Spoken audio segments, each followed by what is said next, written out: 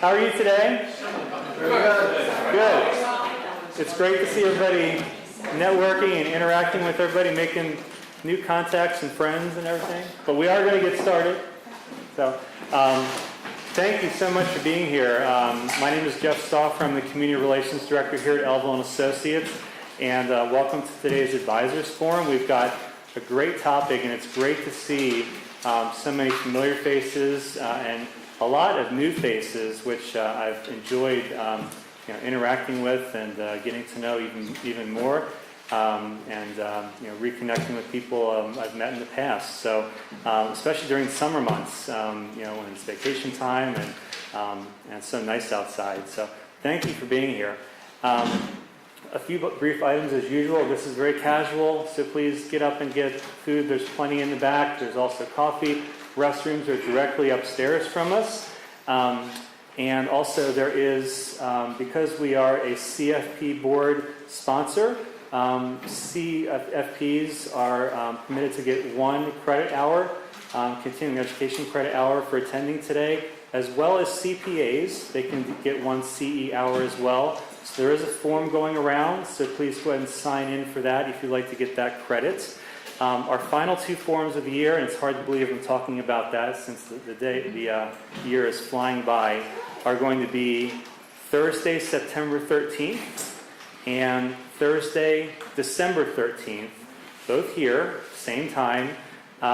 So mark your calendars, and I'll be sending invitations out about a month before those forums. So we hope to see you there. It is my pleasure to introduce Mr. Stephen Elville, who many of you already know. He is the principal of Elville & Associates. His work is centered in elder law, special needs planning, and estate planning, with special emphasis in areas of tax planning and asset protection. As a member of the National Academy of Elder Law Attorneys, the Academy of Special Needs Planners, and the National Network of Estate Planning Attorneys, he works to bring peace of mind to clients by creating solutions to their needs through counseling and education using the very best legal technical knowledge. Steve was also recently named to the incoming chair of the Elder Law and Disability Rights Section Council of the Maryland Bar this upcoming year. He also is going to be speaking as of the end of this year at about 75 different venues, so he's a very seasoned speaker, and we're very happy to have him here today. So welcome, Steve. Thank you. How's everybody today?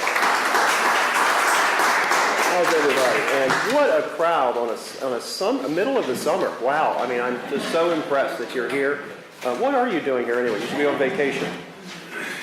So thank you for coming. And many of you have come so many times to our educational events. So thank you for your support.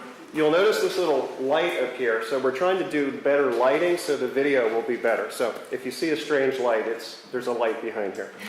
All right. So I want to thank Jeff for putting together this material. He does the hard work of putting this together. So I appreciate that, Jeff, and setting up today and so forth. So today, the topic is really how to be a resource to veterans and their families.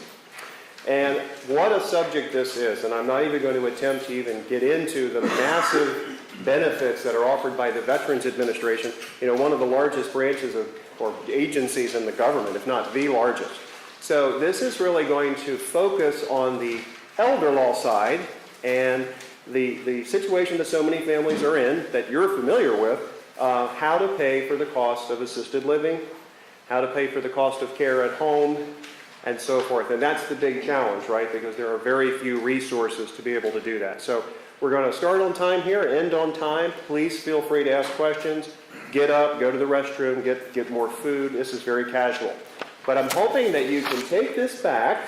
Apologize for some of the over-the-top kind of pictures that are in this presentation, but we're trying to drive home that we appreciate our veterans, and this is a very significant benefit. So let's get right into the slides here. Jeff, do you want to turn the lights down so we can see the slides a bit better, or whatever is best? All right, and if you're having any problems at all with materials or hearing me or anything, let me know. I'm almost over the summer cold. Okay, ethical issues for veterans. Why would I start with this? Well, years ago, the VA aid and attendance benefit So let's get our minds around that. And I think you'll have no problem doing this today, by the way. So don't be intimidated by this material at all. You'll get your minds around this pretty easily. How to recognize opportunities to be a resource to your client. The VA Aid and Attendance Benefit. So that's kind of a strange name. So get used to it. The VA walks to the beat of its own drum. And they have some very different ways of looking at things. And so that's a strange name. But that basically is the type of pension we're going to talk about. And the VA has many different kinds of pensions. So this is just one of them. And this is the one that we as, probably financial advisors, CPAs, and, attorneys, this is the one that we're the most familiar with, but certainly not the most exclusive one compared to other benefits as well. Ethical planning for veterans. So how should I say this? In the beginning, when this became a buzzword, there's this VA aid and attendance available, and that is a tax-free source of income. So we're going to get into that. It's a tax-free income. And how do we get veterans eligible for that? So the VA was appalled by this. They were like, well, this has been around forever, so why all the big rage about this now? And now hundreds and thousands and maybe even millions of people have applied for the benefit. And the VA's thought about very, very strongly, well, we ought to try to put an end to this because this is just an endless stream of people who want this money. And we're going to talk about that. So this led to a kind of a frenzy to get veterans eligible. And did the VA intend this to be for all veterans? No. They intended this for people who truly are in need, people who have been in periods of war, and we'll talk about the qualifications. So, this has become something now that, for better or for worse, it's something that veterans can get themselves eligible for if they have the right planning. So there was a frenzy, and that's where the ethical issues popped up. I will just say there were lots of people who I wouldn't really consider financial advisors that were out there selling product and putting veterans' assets into annuities for veterans' benefits and all kinds of things, which in and of itself probably wasn't a bad thing per se, but it probably was done without any forethought of what would happen if the person's level of care changes and they go to a nursing home. Now they've got this irrevocable annuity that's paying out whatever it pays out, $3,000 a month, and that's in the veteran's name. But I didn't think about that. The veteran's now in a nursing home on Medicaid, and that $3,000 a month keeps coming, and guess where that goes? To the nursing home. So, the ethical treatment of veterans, very serious, and obviously we want to be ethical. Near misses for the imposition of the transfer penalty. So any of you who are somewhat familiar with this know that the VA for many years has been contemplating a penalty period, like Medicaid. If you transfer your assets, you're not eligible for a long period of time. And I haven't looked at it recently. As a matter of fact, today I saw an email come over that said, what's happened to the VA transfer penalty period? What's happened to it? Well, there's just been no talk about it. So about a year and a half ago, many of you may have read about this, there was some talk about the imposition of this penalty period. And they talked about it for years. We're going to implement it next spring, implement it next winter, and it's just never happened. So right now, there is no penalty for transfers of assets to get a veteran eligible for the benefit. So if I had $500,000 today, and I gave it away today to my daughter, let's say, she'd like that, now I would have no assets for VA purposes, and I would not have a penalty for having transferred those assets. But would I have a problem for Medicaid? Yes. So those are the things we need to keep in mind. There's little or no help for families who need help with assisted living. So those of you who have sat through these seminars before know that there is community-based Medicaid, there is long-term care Medicaid, or what we call skilled nursing, and on either one of those extremes, if you're eligible, you're going to get those benefits in unlimited amounts through federal and state funding. And I'm being very simple here. But in the middle, we have what? The waiver programs. And we also have assisted living, which is not paid for by government benefits unless we're on the older adults waiver program, which is very hard to get. Why? Because there's only 5,500 slots and 23,000 people on the waiting list. and not even the 5,500 slots are filled, unfortunately. So that's why this is a crisis for families, how to pay for the cost of assisted living or the equivalent level of care at home. Conflicts with Medicaid planning, we just talked about that. So no VA planning should be without counseling about the potential ramifications of Medicaid. Now, if someone is living in in an assisted living, especially someone who might be living in an assisted living that specializes in cognitive disabilities like Alzheimer's and so forth, what's the ugly truth that we know?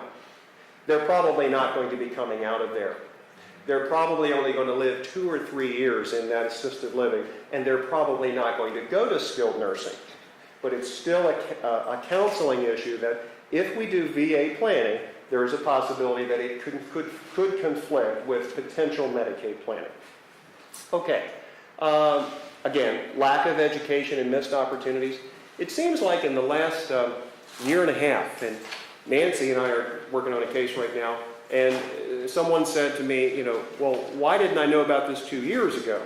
So their horror was, gee, we're the fiduciary for this elderly person, and we didn't know about this, and she could have possibly been eligible for this 2 years ago. So that person was beating themselves up pretty good about this. So you'll be doing your clients a big favor just to be bird dogging this issue, okay? And then problems with applications and qualifications. So let's pretend a veteran is eligible, and we'll talk about the eligibility. They've moved their assets into the proper place, or they have the appropriate number of assets. They are incurring the cost of care, which we're going to talk about. Everything is good, right? But now they have to apply for benefits. Now, Grace, our paralegal, just happens to be here. Grace, is it easy to make an application for veterans benefits and get it approved? It's a little easier than Medicaid application. A little bit easier. Okay, all right. Is that still hard? Yes. Grace makes it look easy, but it's hard. Okay. So the problem is that a person who tries to go this alone could end up with a denied application or a failed application. And I'm going to overly simplify this. There are 2 tracks. One is the fast track, and one is the slow track. You'll see that VA is very simple in the way they treat things. And a person who's on the fast track, Grace, how soon can they get eligible? As far as like intent to file? Yes. What's the quickest a person can expect to get eligible with an application?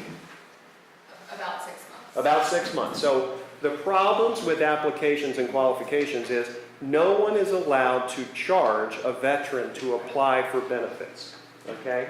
So here's the dilemma for attorneys or for anyone who wants to help a veteran.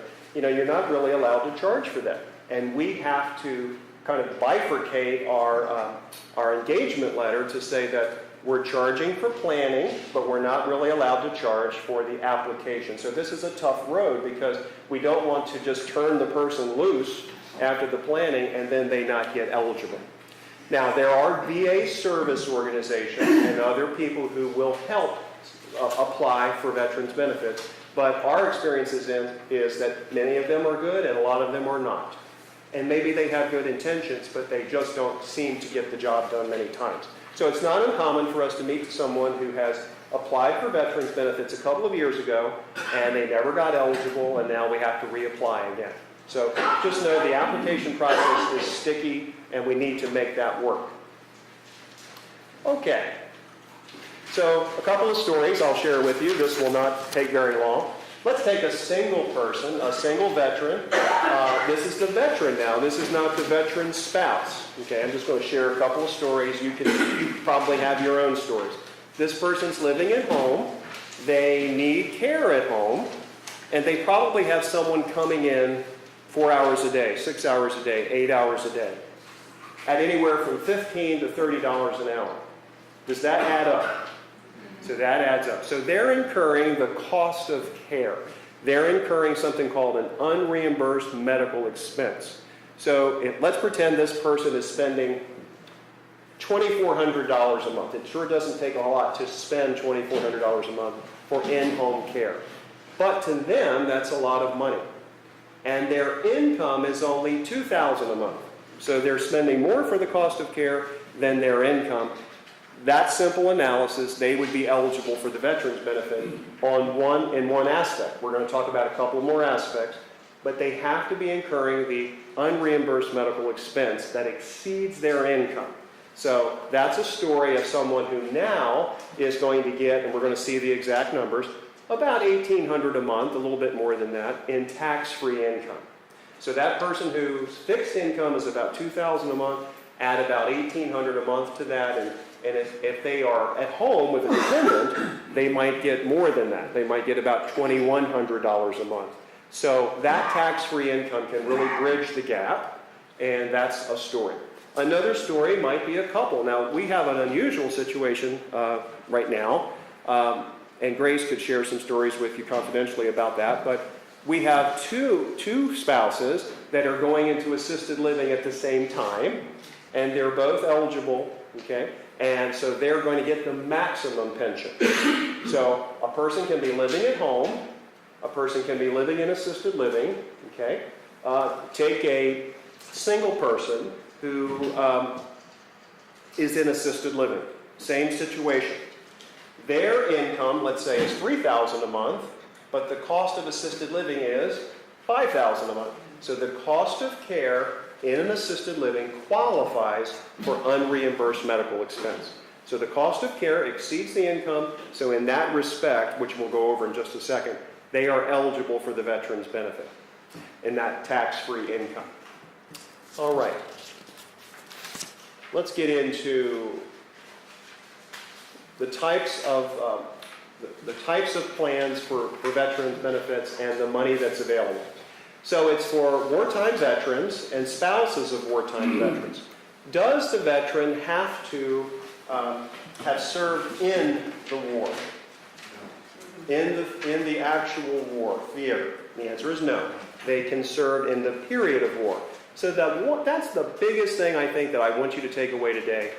You can be a great resource to your clients by simply having a chart near your desk that shows the applicable periods of war. And that will tell you in a nutshell, and what's the document we're looking for about the period? The DD-214. Yeah. The service record, the DD-214. Okay.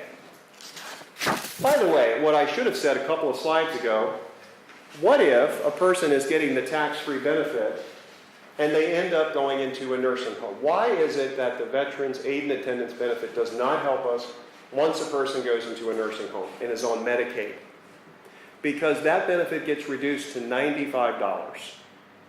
So that the Veterans benefit in this sense, the VA Aid and Attendance Benefit, doesn't really help us for nursing home care. It's really in-home care and assisted living. Okay, so this will give us a little bit of an idea of the sheer number of veterans. These numbers are a couple of years old. I have to update them.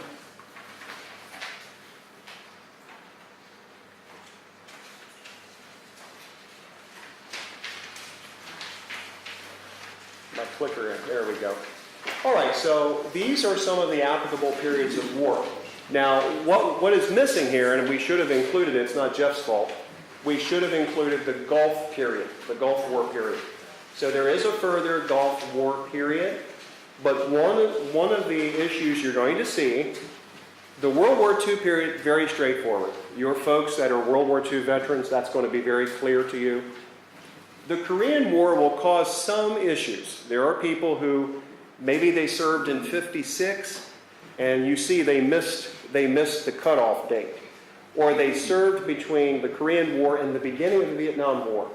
Especially people who were in 60, 61, 62. That is a weird period where some people who were actually on the ground in Vietnam are eligible, but otherwise they are not eligible until they're past 64. So this period of 61 to about 63, they are not necessarily eligible in that period unless they were actually on the ground in Vietnam. And it generally would get you this information from 64 to 75. That's the other normal Vietnam period. Okay? And of course we need to add the Gulf period. So Jeff, maybe we could send out the slide that shows all the periods. Yes, Janelle? What if they were in Korea during that period of time, on the DMZ? During this time? Yeah. Right. That be- Good question. We could find out an answer to that, and we belong to I'll call them a quasi-VA organization called VizPro. It's a strange name. But these people are really experts, and they could answer that question. But I don't think they would be eligible on the DMZ. and Yes. with respect Yes, to they all- are eligible. They are They're eligible? Vietnam- They're Vietnam-era veterans. No, but he said that there is a distinction between the 61 to 64. Yeah, there's a Oh, weird... You mean during that period? Yeah, during that one period, which we should have outlined here a little better. This is with respect to only the VA aid and attendance benefit criteria. Yes, yes. All right. But that's what you're going to run into veterans who are in that early 60s period, and that's unfortunate that very few of them are eligible. But the other normal Vietnam period, they are eligible. And they would be eligible on the DMZ. Yes. So the periods of war, that's what we're talking about. Now, this is not what we're talking about in this context. This is the VA service-related disabilities. This is just as important for veterans, but this is not what we're talking about in the elder care context. This is someone like the clients you've met that have a VA service-related disability. 70%, 80%, 100%. That is a different thing that we're talking about here. All right, and we're talking about the same thing here, VA disability compensation. All right. Now let's get into some of the actual, yes ma'am. I have a question about the disability compensation. Yes. If they are receiving those kind of benefits, does it have any effect whatsoever on their... Yes, my experience is it does have an effect on that. So my recent experience, and every case is an individual case, and Grace, you may or may not have some comment, but I had a case a couple of years ago, a veteran of the Vietnam era. He had all kinds of issues, dementia, Parkinson's, Agent Orange. It was a real Agent Orange case. He was getting 100% VA service-related disability, and he was getting ready to go into assisted living, which was quite expensive. So if I recall that case right, he was only eligible for the difference between what he could have gotten and what, the differential between his service-related compensation, what his wife was allowed, and some kind of maximum cap. So I do believe that is a factor. Okay, so in the very straightforward sense of aid and attendance, we're talking about up to $2,170 a month, and you'll see the annualized numbers in a couple of minutes. $1,830 a month for a single wartime veteran, and of course with a dependent spouse or spouse, up to $2,100 a month. Now this is a situation you're going to see an awful lot. The veteran has passed away, and now their surviving spouse is eligible. Unfortunately, not eligible for as much, but still $1,176 a month tax-free, which can make a big difference. And I find that clients are just as serious about this. The children of parents who are in this situation are just as serious about that $1,100 a month, like $14,000 a year, as the couple type situation where they're eligible for more. So I don't think it matters. Nancy? What if the veteran remarries, or the spouse of the deceased veteran remarries? Right. So the spouse remarries, I do not believe is an issue. But Grace, is it an issue? I know divorce is a cutoff. If they were divorced then from the veteran. But I'm not sure about the remarriage issue. If the remarried couple, if the spouse that the person remarried was also a vet, then they would be eligible for that. However, when you were divorced or when you remarried, that is the total cutoff. So remarriage is a cutoff. Yes. Okay, just like divorce. Very good. And there was another question, I think. Yes, Michelle. I have a question, and there is an issue that in some cases veterans do not, during their lifetime, do not file for any benefits or at all, and then they have a surviving spouse. And I've had at least 2 cases where my clients have said, I tried to get him to file, but he didn't want to. Maybe it was related to trauma or whatever. Okay. And so my question is, it seems like that complicates matters dramatically. So how do you help someone or give them direction in that kind of situation? Well, I don't know that I've seen a case where, let's say a veteran was very independent and never used VA benefits, never got into the VA system. They just were a veteran. Got out of the military and never had anything to do with it again. I don't think we've seen any cases where the surviving spouse has a problem with that, meaning problem entering the system, so to speak. Go ahead. So I have a case like that. Is that something that I could ask you about? Yeah, and I think that's a point here. You know, if you have issues with a case and you would like to sit down and really just go over the factual scenario of that case, we're happy to do that. But I don't think that's a problem. Now, there are problems when people can't produce their service record. You know, that big fire that VA had a few years ago that destroyed a lot of service records. Some people have issues there, but I don't think there's issues simply because the veteran did not get into the VA system during their life, meaning after service. So it may be some other nuance. There might be a nuance It's there. very confusing, the system, when you're filing all the applications. Yeah. Is she doing it on her own? She did do it on her own, and she spent down quite a significant amount of assets to care for herself. Yeah. And it's just been a circuitous process. So, I think there's something missing there, and that would not be surprising. We've seen people that applied 2-3 years earlier and just gave up. okay. Yes, sir. There's a special office down in the VA. The problem is accurate information too. The problem is getting through the red tape because they're overwhelmed with that. But usually, different service organizations I've worked with, the American Legion, reputable ones, and the Veterans of Foreign Wars who have special representatives. Also, the VA has a special representative that caters, and a lot of veterans don't know that caters to actually working with them and spouses as far as what their entitlements and benefits are. Right, and that's why I was saying in the beginning, thank you for saying that, there are VA service organizations that probably do a good job. Somehow the inevitable is a lot of people just get left, without knowing what to do, and that sounds like what... As a matter of fact, they have an app that you can download. Oh, okay. That will allow you, and they have regional people, depending upon where you live or whatever, Maryland, Virginia district, okay? And those regional service people, you contact them and they will give you assistance, because trying to get into the main office and is overwhelming, and the timeline. So the VA has appointed special people to assist people, especially spouses and dependent children of...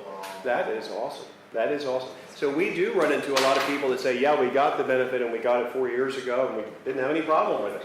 So probably they utilize services like that. So take note of that. There's an app. And sir, maybe you could let Jeff and I know so we could circulate the app.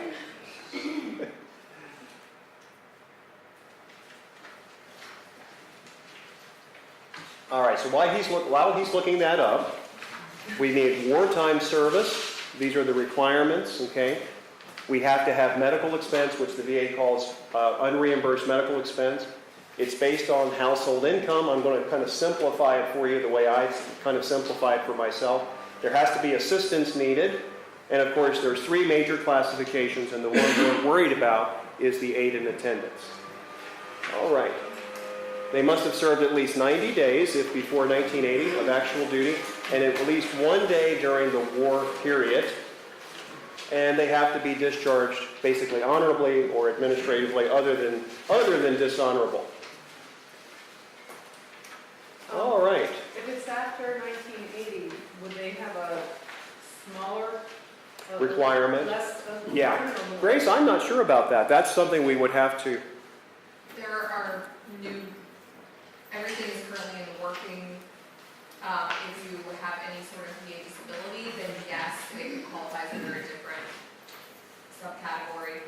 But because now they're seeing that everybody from 1980 moving forward, especially after 9/11, are also coming of age, they are starting to rewrite the entire process. So World War II vets, of course, are slowly going out, and they're rewriting. Age meaning 65 and over. Yes. 65 and over. All right, and gets to this slide, 65. We have to be 65 unless we're 100% disabled. Okay, we talked about the medical expenses exceeding the pension benefit, and the amount of the pension will depend on the medical needs and so forth. So let's get into more of that. It's really taking its time here, so hopefully it hurries up. All right, what aid and attendance means? Well, a person has to be unable to take care of themselves, basically, and we're not going to get real technical about this, but I'm just going to give you this from the VA manual, okay? Incapacity that requires care or assistance on a regular basis, okay? So let's just say, for purposes of today, an assisted living level of care. A person needs assistance. It doesn't have to be all of these things, okay? It could be one or a combination of these types of disabilities that a person has, and they require assistance. And of course, being bedridden and all of these kinds of things, that is criteria that is an instant qualification if they are bedridden. Now, VA keeps things very simple. And they have something called, and now this will start to make sense hopefully. VA says, what is the income criteria? We just talked about the service criteria, the periods of war and so forth, but now we have the income criteria. So you're going to see, I think, how straightforward this is. VA looks at what they call income for VA purposes, and I'm making this very simple because I think it should be. So let's say that we have someone with, they're in an assisted living. The cost of care is $5,000 a month. Their income is $3,000 a month, and I'm talking about their fixed income, basically. Their pension, their Social Security, keeping it very simple. So the cost of care, of course, exceeds their income. So they actually have an income for VA purposes of negative $2,000. It's that simple. So if a person's cost of care or their unreimbursed medical expense exceeds their income, we have a negative IVAP. So as long as the IVAP is negative, the person qualifies for 100% of the pension as far as the income criteria. Okay? Now, Grace could talk to you afterwards, but there are lots of other things that qualify for unreimbursed medical expense. It's not just the cost of care of assisted living, but mainly it's the cost of care there, or it's the cost of care of bringing in the caregivers. So very simple analysis. Do we have a positive or negative IVAP? Now, what if this person's income was $5,500? Then we have a positive $500 IVAP, so they would qualify for $500 less than they would have otherwise. So that's how simple it is. So we have the service criteria and administrative eligibility, then we have the income criteria. Okay. Let's keep going. Whoops. There we go. All right, now what is the maximum allowable pension? Okay, and the VA will not pay anything if the IVAP is greater than the maximum pension. Now, I think this is a bit confusing. It's much simpler to look at it this way, in my opinion. But just look at these slides in your quiet time, and they'll make sense to you. Okay, so let's take a look at the actual amounts. So we were talking about, and let's go to the next slide actually. Here's the person who was single. They're eligible for $1,176 a month tax-free, or $14,112 a year. That's the maximum allowable pension. Okay? And if we go back one slide, this is the person here who is the single veteran who lives at home with no dependents. He or she is eligible for $1,830 a month, or almost $22,000 a year. And the person with a dependent up to $2,170. So for this purpose, I would ignore the basic pension and I would ignore housebound, because those are different. Here we're worried about the aid and attendance. Okay, so hopefully that makes sense. And I won't put you through this slide, but this is an example again of the maximum pension, because the couple's income in this example is less than the unreimbursed medical expense. So the expense exceeds the monthly or yearly income, so the maximum pension in this case is allowed.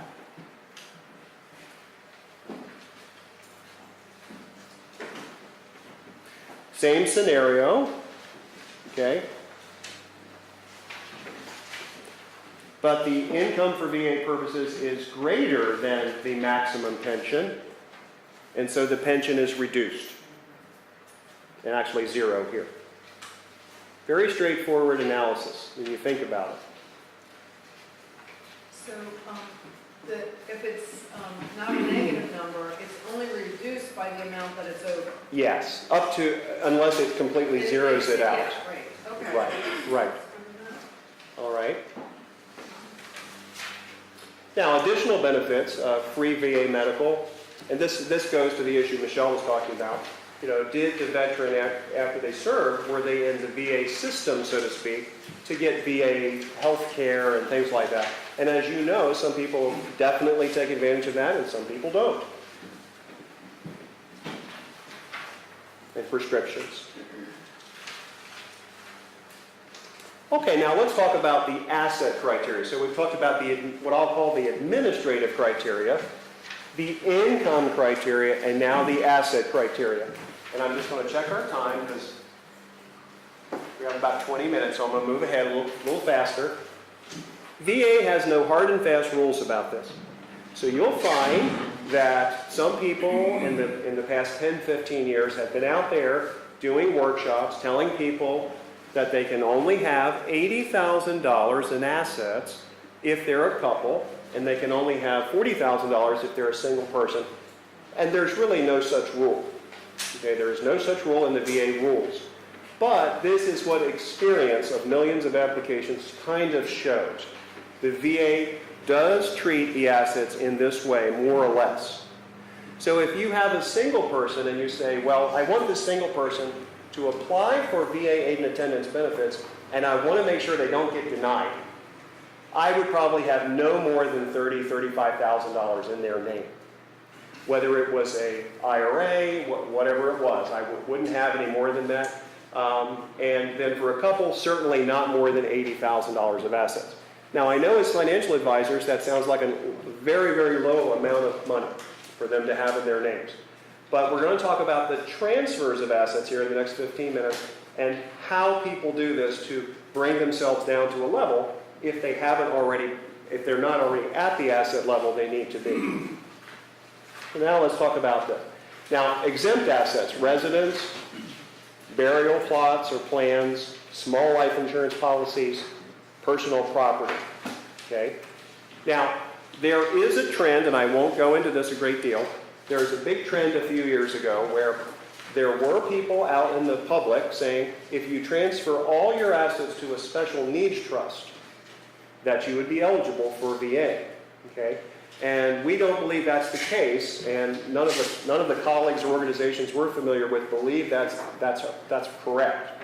So the VA does not recognize special needs trusts for transfer purposes. So just be aware that transferring assets to a special needs trust probably isn't a good way to get someone eligible for benefits. Yes, John? And Steve, one thing here too with the residents, I would think that if oftentimes individuals, most of their net worth is their residence, so sometimes banks may convince them to do a reverse mortgage, and if that was the case, it might blow up this whole point, wouldn't it? Well, are you saying, John, if someone keeps their residence And did a reverse mortgage. cash, and they have a bunch of cash? Yeah, I think if they, my quick 2 cents on that would be if they took the cash out of a line of credit and it plopped it in their bank account, now they're shooting themselves in the foot. Right. Yeah.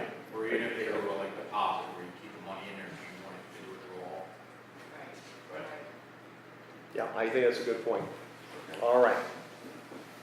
All right, so there's no exact limit. We talked about this. We're going to move forward a little bit. But when we transfer assets, because now we're going to start talking about transferring assets. Most of your clients have more than $80,000, So let's talk about the transfer of assets, but we shouldn't be talking to clients about that without also talking to them about the possibility of problems with Medicaid eligibility if it was needed down the road. And again, this is talking about the VA has no penalty period right now.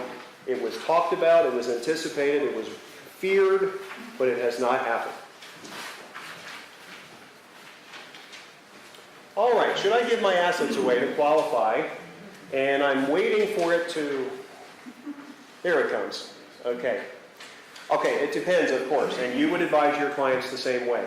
What are the income tax consequences? When you transfer assets, should you be transferring to an individual? Do you trust that person? Is it sensible to do that, or should we be transferring to a trust, which we'll talk about? How many assets should I give away? Okay. What other options are there? How much pension can I qualify for? And have we explored all options? So this is part of the counseling process, of course. All right, so obviously what elder law attorneys do is review these things, work collaboratively with financial advisors and CPAs to really come to the right conclusions about these things. And hopefully assist with the application because we want to make sure that it gets approved. Not that that's the only way it could get approved, but that's a way to kind of maintain control of the case, so to speak. All right, so what does it mean to do planning in the estate planning context for veterans' benefits? Well, it's the use of trusts or the outright transfer of assets. Okay? It's also making sure we have flexibility with powers of attorney, common sense things like you would think about, advanced medical directives. And the person who does VA planning, they may have some other assets left in their name. And sometimes if we go ahead and do a veterans trust, we might do a very, very simple revocable trust to dispose of the other assets. Very simple to try to avoid probate on all fronts. Why are powers of attorney important? Again, powers of attorney are important because the veteran can actually give their agent the power to create a trust, the power to fund a trust and transfer assets to the trust. So the agent can't sign a will, but they could sign a trust, and that's why the flexibility in a power of attorney would be really important about this time. Okay? All right. VA aid and attendance. What we're trying to do is we're trying to move money out of the veterans or the veterans and the veteran spouse's name. We're also trying to start the 5-year period for Medicaid. So the 60-month period for Medicaid is not what we're worried about because this only really applies to assisted living, to living at home and being cared for in your home. But we can hit 2 birds with 1 stone by starting the 60-month period with the transfer of assets. And that transfer can be to an individual or it can be to a trust. So we're doing those 2 things at the same time, and I'm going to discuss some other things that we're doing. Now, what if we get past that 5-year period? The person is still on aid and attendance benefits. Hopefully they never go to a nursing home. But now in year 7, they go to a nursing home, God forbid, and it's $12,000 a month. What do we have the ability to do? We have the ability to say that anything that was in that veterans trust is now exempt under the current law. So that's long-term care asset protection in that context. Okay? If we use a trust, we would use what is called, for the lawyers in the room, the irrevocable spendthrift trust. Okay? And we would have an irrevocable trust, and we're going to show a slide. But for those of you who have seen this before, we're simply using a trust as a tool for several things. And we're going to talk about that in just a second. And I'll give you an example of the value of a spendthrift trust. We're protecting the grantor, okay? The grantor's got to decide, do I transfer the property to my children outright, or do I transfer property to a trust? We'll talk about the pros and cons of both of those. Preserving principal, that's what we're trying to do here. Now, what if a person doesn't have a great deal of assets? They transfer assets to a veterans trust, and the kids who are the trustees of the trust, they're still going to use some of the money over the next 60 months, even though that's really a Medicaid concept. What do we know? there may not be any money left in that trust after 60 months. So all of these things are counseling issues. Yes, the 60-month period starts, but realistically, is there really going to be any money left after 60 months? These are things just to make our clients aware of in full disclosure about these strategies. Okay? Flexibility and family dynamics. If we use a spendthrift trust, the flexibility of the grantor, I'm going to talk about in a minute. The family dynamics can be controlled. Maybe there's one child out of 2 or 3 or 4 that really is the responsible child, and the other kids really shouldn't be in control of the trust. So these are the family dynamics that have to be considered. So we can take the client's assets. Let's pretend someone has, doesn't matter what the number is. Let's just use a number like $400,000 and a house. $400,000 in a house.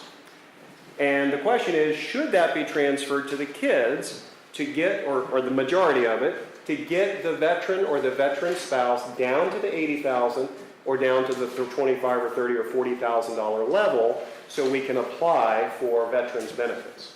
Okay? So here's a simple example. Transfer it to the kids. What do we know that the veteran or the veteran spouse just did? They lost control of the assets. They just transferred it to the kids. Now, are there kids that are absolutely trustworthy? Yes. And we would not necessarily ever need a trust or the trust protection. But now we've got a problem. The child has it. It's an outright gift. What if the child, and I know you've heard this before, gets into a car accident, files bankruptcy, gets divorced? What are the things that could happen, right? What if the child has some IRS issues and never really told their mother? And now Uncle Sam hits that bank account for the IRS amount. So these are the exposures. So the grantor here, or the client, I should say, the veteran or veteran spouse, does not have a lot of control here. But in the right situation, that might be okay. Scenario number 2, we take the $400,000 and the house, and we transfer most of it to the Veterans Asset Protection Trust. Now, this is nothing more than an irrevocable trust. The elder law bar across the country has kind of worked to make a hybrid trust that seems to be the right thing for people that are going to get veterans benefits. All it is an irrevocable trust where the grantor gives up control, basically. But the way this modern trust is drafted is, it usually gives the grantor a couple of strings. The first one is the grantor can change the beneficiaries at death, at their death, and they can change trustees. So if they've made the wrong choice of trustees, which doesn't usually happen, they can change trustees. Okay? Now this money is in this trust, and now what if the child has a car accident? What if the child does get divorced? We have a spendthrift clause in this trust that says the grantor's money basically is protected from the claims of the children's creditors. So here's a case we have right now, and forgive me if I gave you this example personally or in another seminar. We have a case right now where it was a Medicaid trust, very similar to the Veterans Trust, except for the name of it. And it's an irrevocable trust. And the parents said, we're going to take our house, which is our biggest asset, and we're going to transfer it to the trust. Fine. And the parents are in about year 4. They're trying to get past the 5-year period for Medicaid, and the husband has dementia, and they're in year 4, roughly. Well, and I told you this story before, perhaps. Son number 1, there's 2 sons. Son number 1 is the trustee. Son number 2 is the successor trustee. And son number 1's wife, now his ex-wife, is trustee number 3. And the lawyer who drafted this in Annapolis left no flexibility for what happens if there's a divorce among the trustee spouses. So they were kind of stuck with this ex or daughter-in-law as a 3rd trustee. So now there's a nasty divorce. So think of it like this. The parents' money is in this trust and their house, let's say. And now here comes what we call a bad spouse. And I never met this young lady. But I understand it's really a bad situation. So that was okay, and that worried me a little bit. But then what really worried me about 2 months ago when I talked to them last was that the bad spouse's attorney, who they didn't think was that great, but he looked on the internet or on the county records and he said, wait a minute. He said, I see a house that's in a trust and husband or son's name is really on that house as a trustee of this trust. What's in there? And so they started making all kinds of discovery motions about trying to get into that trust. But there's a spendthrift clause. So that's my point of, transferring assets, and you just never know what's going to happen, right? I'm not saying that that spouse is actually going to try to do anything extraordinary, but there's a spendthrift clause to protect that. Now, not that you have to remember this to be able to bird dog this issue with your clients, but this particular trust has 2 compartments. And the reason that that's important is, let's say that John brought the issue of the residence. Let's say the grantor and the grantor's spouse, or one of them, says, we want to transfer our residence to this trust because we want to hit 2 or 3 birds with one stone. We want to make sure that if we do live past the 5 years, our house is exempt from a Medicaid spending. Okay? And that's a counseling issue because there are various layers of whether they need to worry about that or not. But that's a counseling issue. So the house would go into the grantor trust portion. So that means that if they sold the house after transferring it in there, and I believe the rule is they have to sell it within 3 years, they would still get the exclusion from capital gain. So that's a big issue. If you're going to transfer the house in there, you would transfer it to the grantor trust portion. Can the house be rented? The answer would be yes, but in a veteran situation, you would never want the house to be rented. Because remember, the veteran's benefit is sensitive to the amount of income the veteran is getting. So you don't want that house to be rented if it's all possible. Now let's pretend the house was sold. It would go, the money or the proceeds would go to the non-grantor trust portion, and that's the irrevocable trust portion that has its own tax ID number. So if this person was transferring their house and $400,000 of assets into the trust, the $400,000 would go into the non-grantor portion, the house would go into the grantor portion. Is that really 2 trusts or 1 trust? Well, it's kind of like 2 trusts within one. It's really parallel language to... Yes. Yes, Janelle is right about this. It's kind of like 2 trusts within one. But it becomes one, I guess, after the house would Right, be the sold. grantor trust text has something that has a core over to the non-grantor. Yes. Yes. All right, we have about 7 or 8 minutes. I promise I'm going to wrap up. So, there are risks in the veterans plan, right? And you have to try to think in terms of what's the worst thing here that could happen. The good news is that if the grantor, now not everybody needs to transfer assets, but most of your clients are going to have assets in excess of the amounts that are allowed.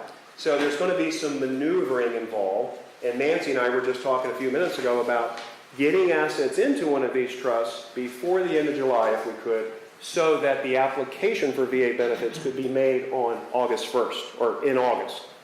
And, as Grace can tell you, we can lock in the start date. If it's done properly, you can lock in the start date as being August. My loved one lives in, or my client lives in assisted living. They're already incurring the cost of care. They're already eligible, basically. And now, 6 months later, when they get approved, the benefit is retroactive back to August 1st. So that's the correct way to do it. People who don't know that, what ends up happening, they don't lock in the date right. Okay? So skilled nursing versus assisted living, we just need to understand how that works.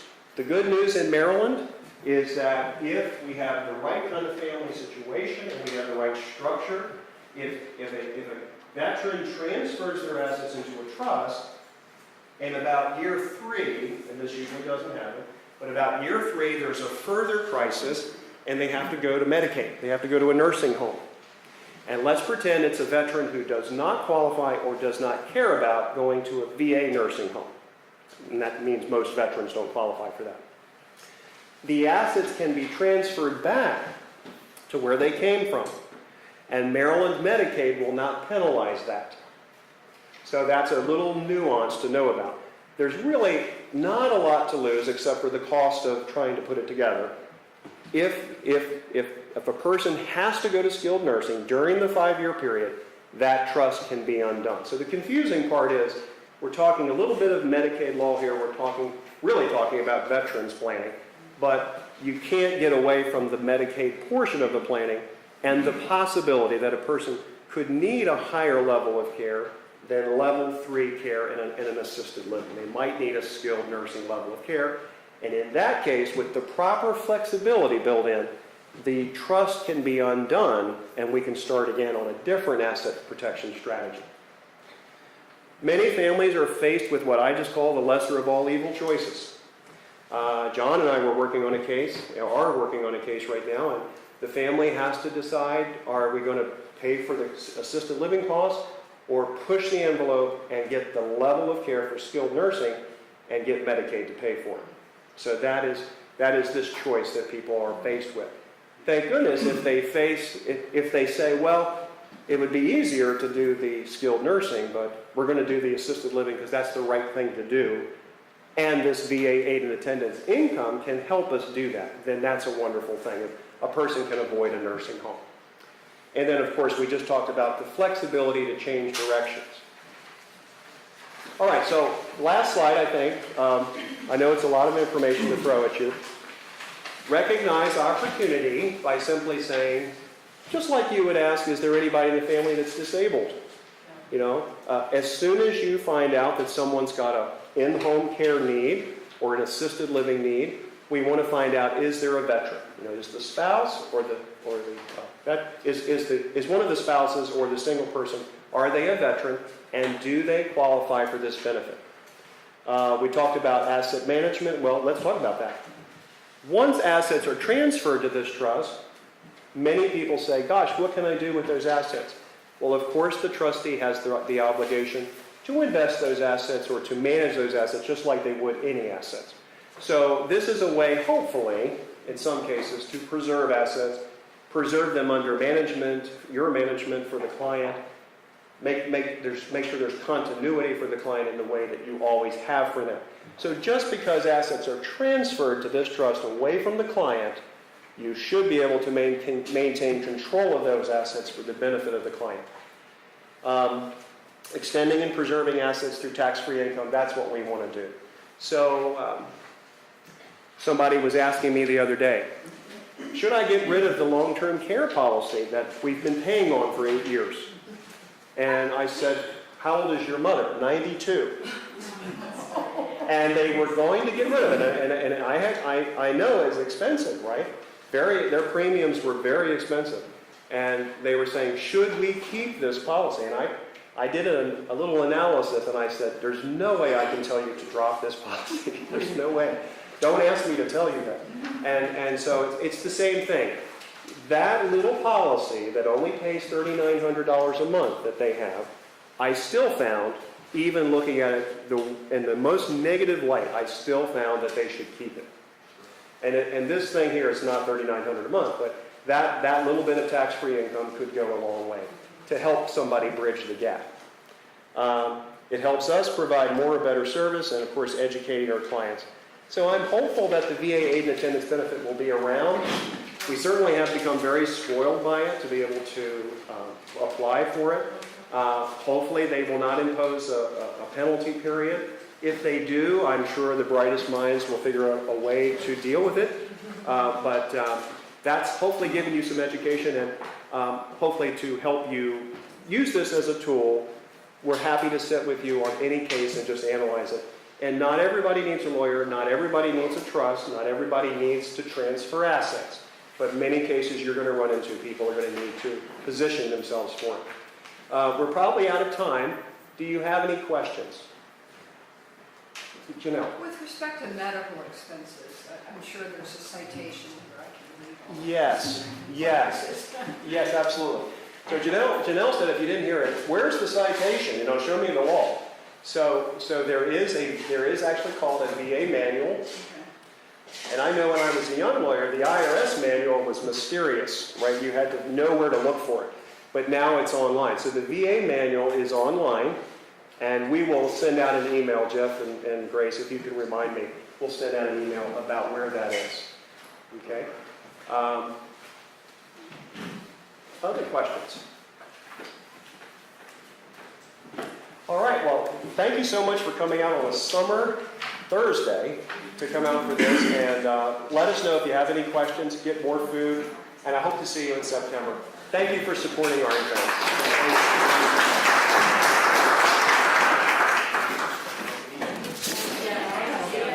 This is You were great. What? You were great. Oh, well, thanks. I didn't know that you were retiring.